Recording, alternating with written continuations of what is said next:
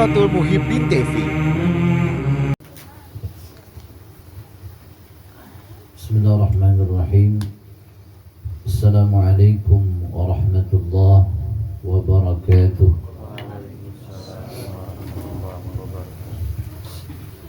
Alhamdulillah, alhamdulillahilladzi a'ta wa an'ama liman ata'ahu wa khadamahu bil 'atiyatil karimah. Asyhadu an la ilaha illallah wahdahu la syarika lah wa asyhadu anna sayyidana wa nabiyyana Muhammadan 'abduhu wa rasuluh.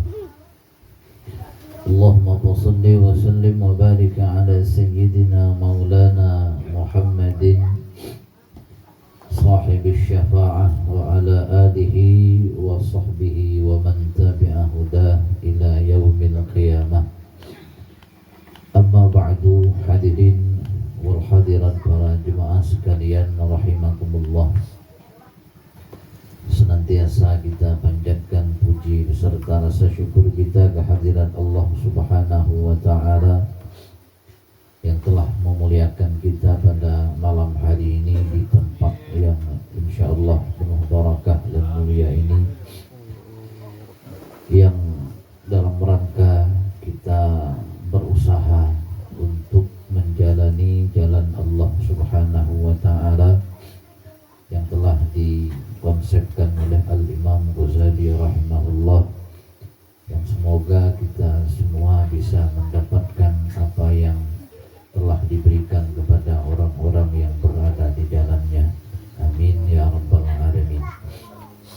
Salawat dan salam selalu kita haturkan keharibaan baginda Nabi kita Muhammad sallallahu alaihi wasallam, dan juga tidak lupa kepada para keluarga, para istri, sahabat, dzurriyyat, dan para pengikut-pengikut mereka ila akhir zaman.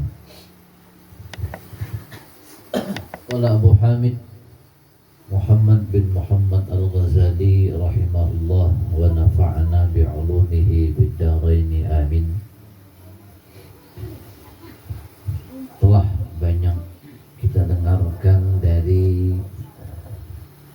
pemberian yang sangat besar dan istimewa bagi orang-orang yang selalu taat kepada Allah dan selalu memprioritaskan Allah Subhanahu wa ta'ala di dalam kehidupannya.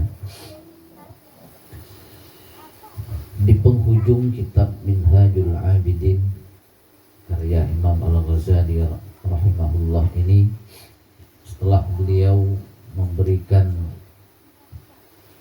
konsep kepada kita semua, tahapan-tahapan, langkah-langkah untuk agar kita bisa berada di jalan Allah Subhanahu wa ta'ala, dan di penghujung kitab beliau ini beliau memberikan kabar gembira bagi siapa saja yang telah mengikuti konsep yang telah dikonsepkan oleh beliau, maka insya Allah akan mendapatkan berbagai macam keistimewaan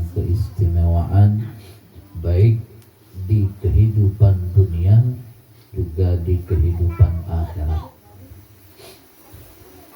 Setelah 20 kemuliaan dan keistimewaan yang didapatkan oleh orang-orang yang selalu taat, yang selalu memprioritaskan Allah Subhanahu wa ta'ala di dalam kehidupannya,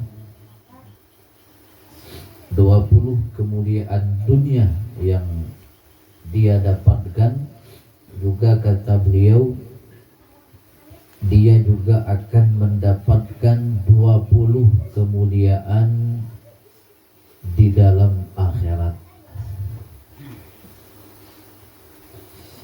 Yang ke-21 masuk daripada keistimewaan dan kemuliaan yang pertama yang akan didapatkan oleh siapa saja yang selalu taat dan selalu mengabdi kepada Allah Subhanahu wa ta'ala, yaitu diringankan sakaratul mautnya, diringankan sakaratul mautnya.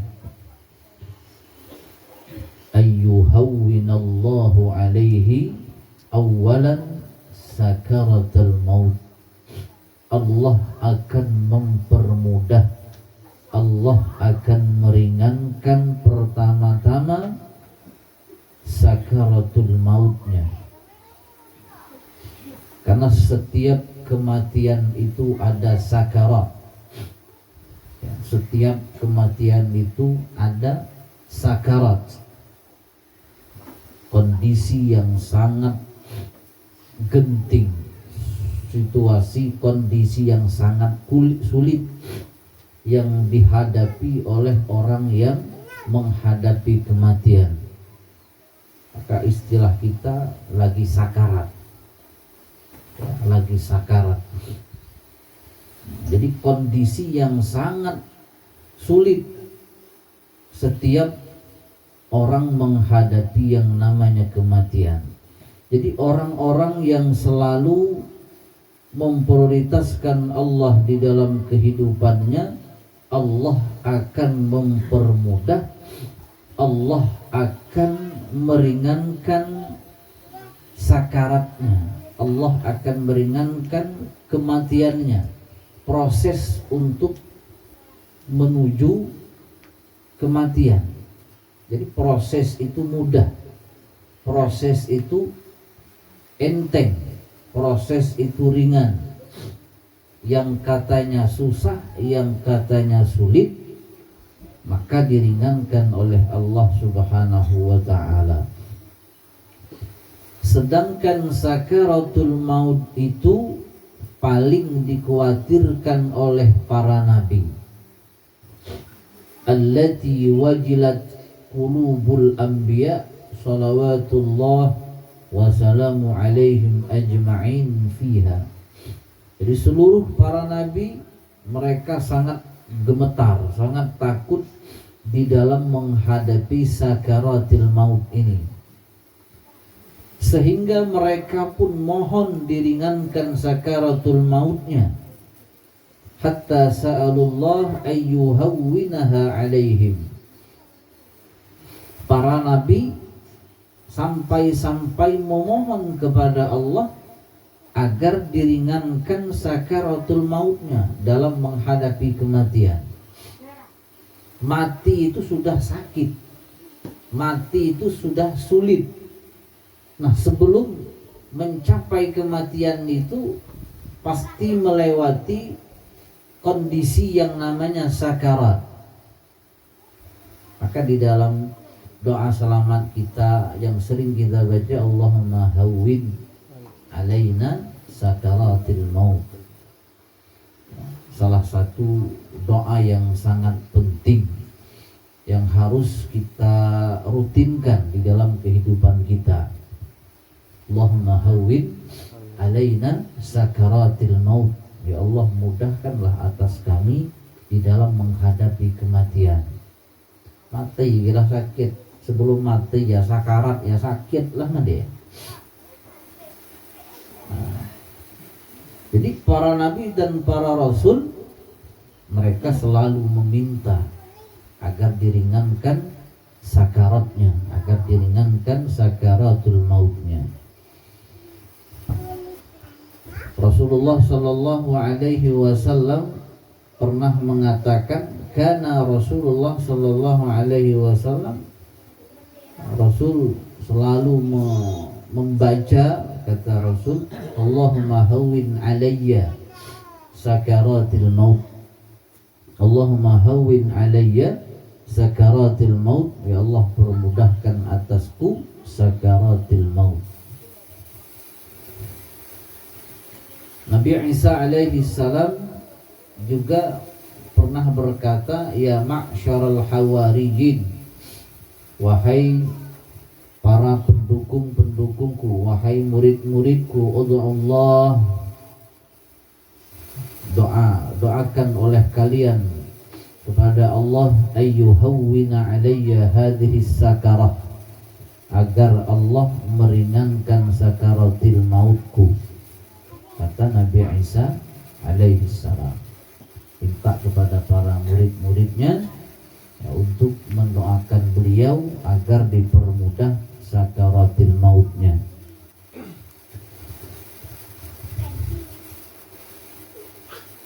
Al-Imam Qurtubi, salah satu pakar tafsir, ahli tafsir, beliau mengatakan litasydidil mauti 'alal anbiya alaihimussalam faidatani.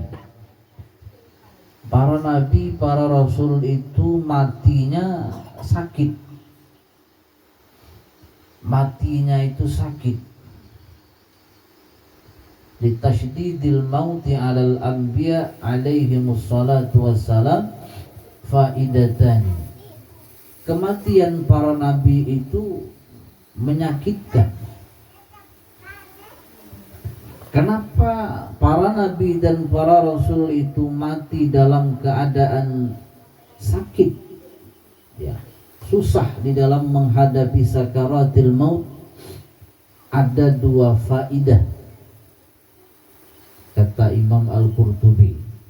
Ya, membahas kita nabi ya mati sarah.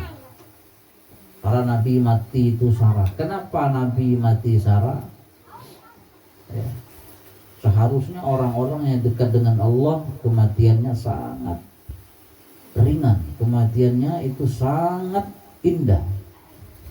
Tapi kenapa kematian mereka itu kelihatannya susah, kelihatannya sulit? Karena ada dua faidah, kata Imam Al-Qurtubi. Yang pertama kata beliau, ihdahuma takmilu fadailihim wa raf'i darajatihim. Untuk menyempurnakan keistimewaan mereka dan mengangkat derajat mereka. Ketika para nabi mati dalam keadaan sakit, mati dalam keadaan susah, itu karena untuk menyempurnakan kemuliaan dan mengangkat derajat mereka, untuk menebus, ya, untuk menyempurnakan mereka itu memiliki keistimewaan tertentu di hadapan Allah, untuk menyempurnakan derajat atau level mereka di sisi Allah Subhanahu wa ta'ala. Jadi tebusannya mereka mati dalam keadaan susah kelihatannya. Itu cara Allah untuk mengangkat derajat mereka, untuk menyempurnakan fadilah mereka, keunggulan mereka dari hamba-hamba Allah yang lain. Walaysa dzalika naqsan wala 'adzaban. Kata Imam Al-Qurtubi, bukanlah kematian mereka kelihatan sakit itu merupakan sebuah kekurangan dan merupakan azab dari Allah, tidak. Bagaimana kita dengar kisah Nabi Zakaria ketika digergaji, dibelah tubuhnya menjadi dua. Ya, Nabi Zakaria itu dibunuh. Ibarat ada sinsau dibelih dari kepala sampai bagian tengahnya, ya, bagian kemaluan beliau belah menjadi dua. Ketika beliau bersembunyi di sebuah batang kayu dan ditunjuk oleh syaitan bahwa Nabi Zakaria bersembunyi di situ, digergaji oleh kaumnya. Karena dulu belum ada istilah simso. Ya kelihatannya susah, sakit, terbelah menjadi dua. Tapi itu cara Allah untuk mengangkat derajat beliau, bukan menghinakan beliau, bukan mengazab beliau. Nah itu faedah yang pertama. Kelihatan sarah tapi itu cara Allah untuk mengangkat derajat kabarnya orang. Bal huwa kama jaa inna syaddan nas bala al anbiya. Karena ada hadis yang mengatakan sesungguhnya manusia yang paling bersengatan balaknya, cobaannya adalah pertama para nabi, tsummal auliya, kemudian wali-walinya Allah, tsummal amsal fal amsal, kemudian seterus dan seterusnya, orang-orang yang berada di bawah level mereka. Watsaniyah, dan yang kedua kata Imam Al-Qurtubi, kenapa para nabi, para rasul itu kelihatannya mati susah? An ta'rifal khalqu miqdara alamil maut, agar supaya makhluk itu tahu kadar sakitnya mati, agar supaya kita tahu bahwa kematian itu bukanlah hal yang sepele, agar kita mengerti, kita selalu menyadari bahwa kematian itu bukan perkara kecil, tapi perkara yang sangat besar, yang sampai-sampai seluruh para nabi selalu mengkhawatirkan kondisi mereka ketika menghadapi kematian. Jadi jangan kita anggap remeh, jangan kita anggap sepele. Mati-matilah saja. Nyawa pun mati dalam keadaan beriman, mati dalam keadaan Islam, mati dalam keadaan taat. Tapi yang kita khawatirkan bagaimana kita menghadapi yang namanya kematian. Siapkah kita di dalam menghadapi sakaratil maut yang penuh dengan godaan? Waqad yattali'ul insan ala ba'dil mauta, terkadang manusia itu melihat sebagian orang-orang yang mengalami kematian, fala yara alaihi harakah wala qalaqan, terkadang dia tidak melihat ada gerak yang berlebihan, kadang-kadang dia tidak melihat kegelisahan terhadap orang yang meninggal tadi. Tahu-tahu lah degi.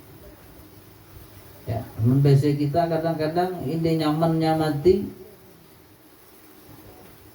sampainya mati sadar, sampainya matinya sadar. Dia kelihat sakit, dia kelihat nyawanya sara, dia. Sebagian memang ada. Ya, orang menghadapi kematian itu dia sara pun dia kelihatan. Sampainya matinya sadar. Tapi sebagian ketika menghadapi kematian susah dan foreh. Nyawa kedek sarain deh, sesak napas itu dan macam-macam. Ya, yang dihadapi oleh orang-orang yang mengalami kematian. Bal yara suhulata khuruji ruhihi. Bahkan sebagian manusia tadi melihat akan mudah keluarnya ruhnya. Fayadunnu suhulata amril maut. Nah, dia mengira mudah perkara kematian, ya, karena dia melihat orang yang mati dalam keadaan ringan dan mudah tersebut, dia anggap mati itu sepele. Seger mati nak ya, hanya baginya, bagi kita Allah Ta'ala. Nah, jadi karena kita melihat sebagian kita ada mengalami kematian dengan mudah, sehingga kita berasumsi, kita beranggapan mudah. Mati itu mudah, mati itu enak, mati itu nggak susah. Nah, maka sangkaan kita salah. Wala ya'rifu mal mait, dia tidak mengetahui mal mait fihi, orang yang mati pada kematian itu. Barangkali jatah yang bersangkutan seperti itu.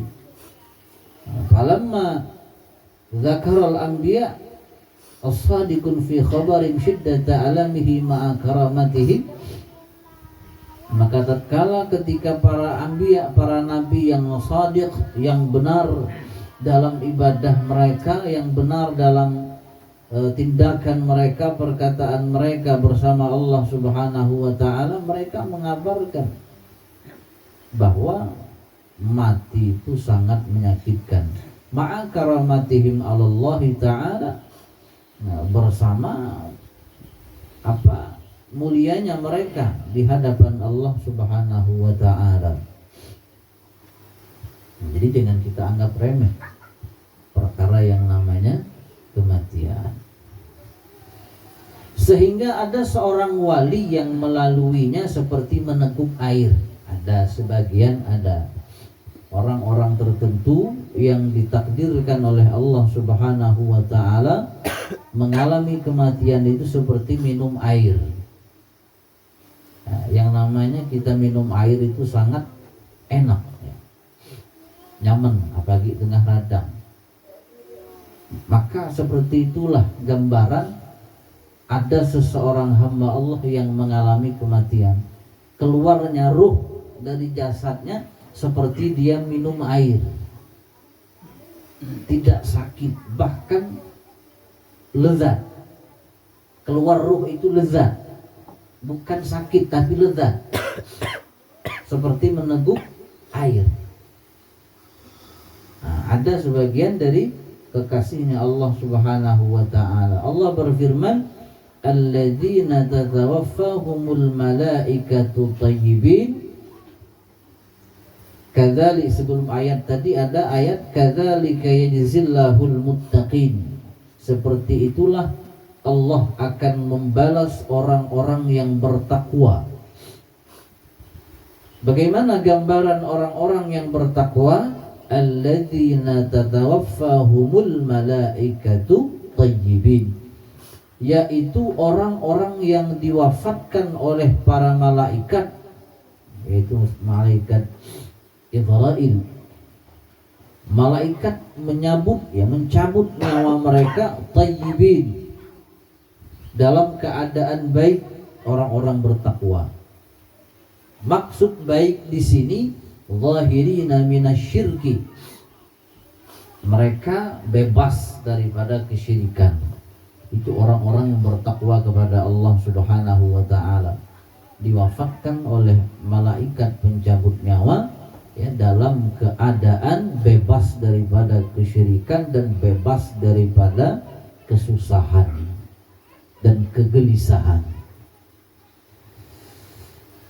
Al-Imam Mujahid mengatakan pengertian maksud dalam keadaan baik di sini, diwafatkan dalam keadaan baik. Apa maksud dalam keadaan baik? Dalam kondisi yang baik. Kata Imam Al-Mujahid, zakiyatu aqwalihim wa af'alihim, bersihnya perkataan mereka, bersihnya perbuatan-perbuatan mereka. Nah, itu pengertian baik kondisi mereka ketika mengalami kematian.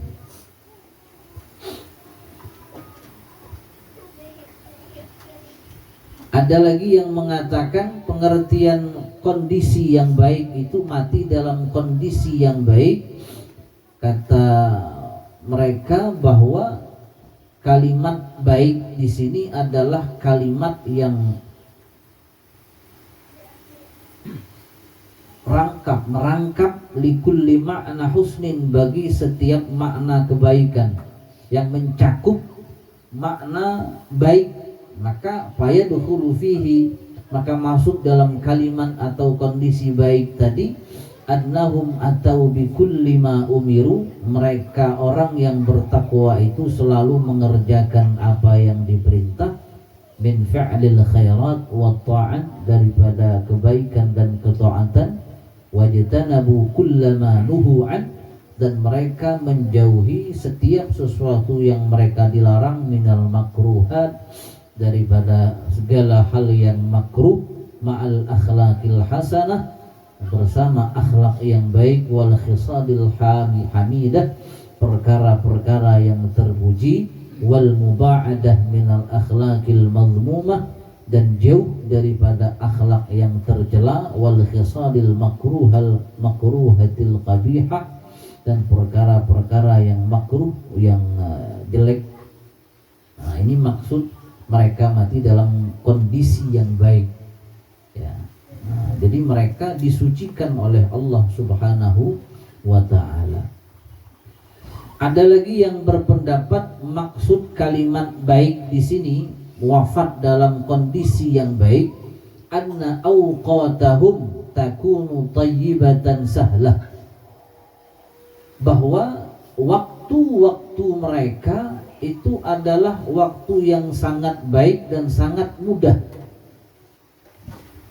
Waktu-waktu mereka itu adalah waktu yang sangat baik dan mudah serta berkah.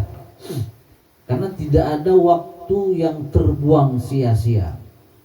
Sehingga mereka diwafatkan dalam kondisi yang baik. Mereka diwafatkan dalam kondisi yang baik. Li'annahum yashrabuna 'inda qabdi arwahihim. Kenapa mereka mati dalam kondisi yang baik?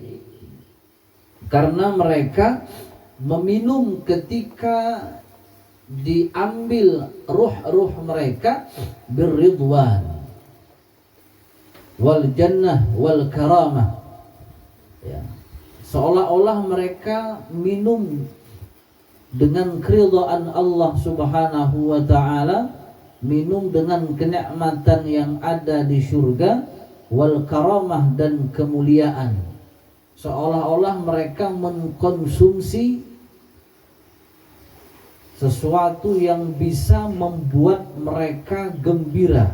Fayahsululahum 'inda dzalikal farah was surur, maka hasillah bagi mereka ketika itu, karena mereka mendapatkan puncak, mereka mendapatkan kenikmatan yang sesungguhnya, yaitu ridha Allah.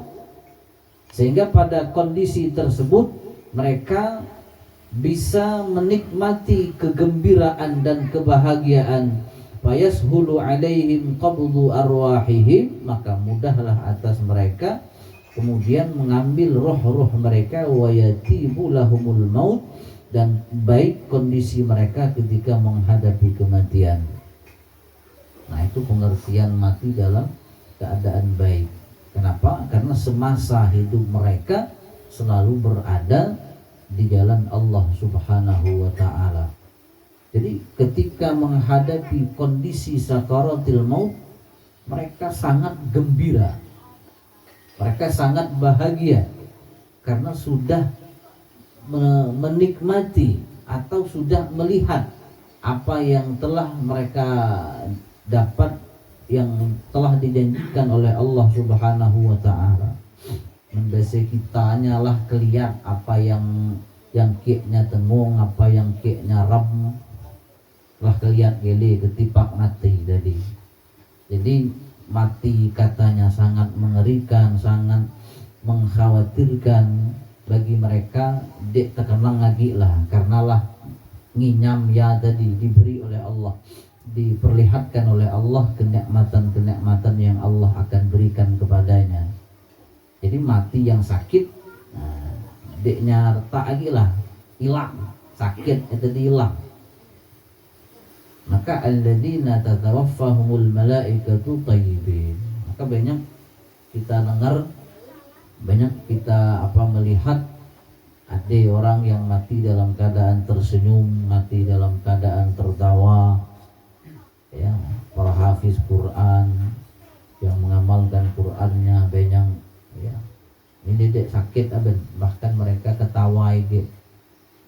Ya, tidak ada kesedihan di raut wajah mereka, tidak ada ketakutan di raut wajah mereka, yang ada kegembiraan, yang ada kebahagiaan. Nah, memang ada orang macam ya. Nah, itu yang pertama. Kemudian yang kedua, dari kemuliaan yang didapatkan oleh orang-orang yang selalu berada di jalan Allah,